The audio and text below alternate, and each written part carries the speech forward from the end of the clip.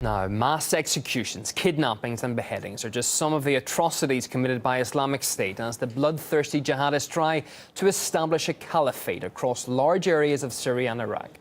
The group has also killed a number of Western journalists. RT's Maria Finoshna travelled to Lebanon, which has allowed anti-Assad fighters to cross its border. There she spoke to one of the jihadists. You will not find black jihadist flags or meet bearded men in long robes here. But this is where Islamic State's key holdout in northern Lebanon is. We are now in a small Lebanese town just next to the Syrian border. It used to be for years base for Free Syrian Army fighters battling President Assad in Syria. Syria is just meters away from here. But today, the owner of this house, for example, as well as other houses here in this village, hosting guests of different type. After days of negotiations, they agreed to meet us after evening prayers. I cannot tell you who I am, but I can tell you I am from ISIS, and I represent ISIS, and I am a soldier in the army of ISIS, the army of Islamic State. Our goal is to defend our Sunni brothers, who are suffering from injustice around the world, especially in Lebanon and the north.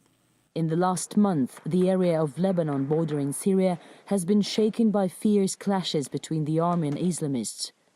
They want violence, and they are asking for it, and we will do it. They call themselves a sleeper cell, ready to be activated up at any time. It's how ISIS functions, they explain. They told me they've already recruited around 3,000 members and are getting ready for their fight. We train them in several levels. Every 500 are trained together. I ask who's training them. They are military experts, but we cannot reveal their identities and names. Before joining ISIS, these men were fighting in Syria as Free Syrian Army soldiers and later among the al-Nusra Front.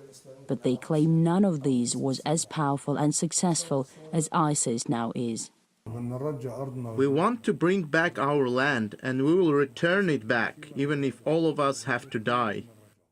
I inquire who they consider their main enemy to be. The main reason for all these problems are the militias, like Hezbollah in Lebanon, and the Houthis in Yemen. Hezbollah is killing our brothers in Syria. Hezbollah implements a foreign agenda of Iran and Russia and others. It feels uneasy sitting with members of the group responsible for publicizing so many cold-blooded executions of innocent civilians, including at least 2 Western journalists. We don't kill journalists, and we consider them as messengers, and they are innocent. Maybe there are some people who pretend to be in Islamic State and kill the journalists. Unexpectedly, they abruptly terminate the interview.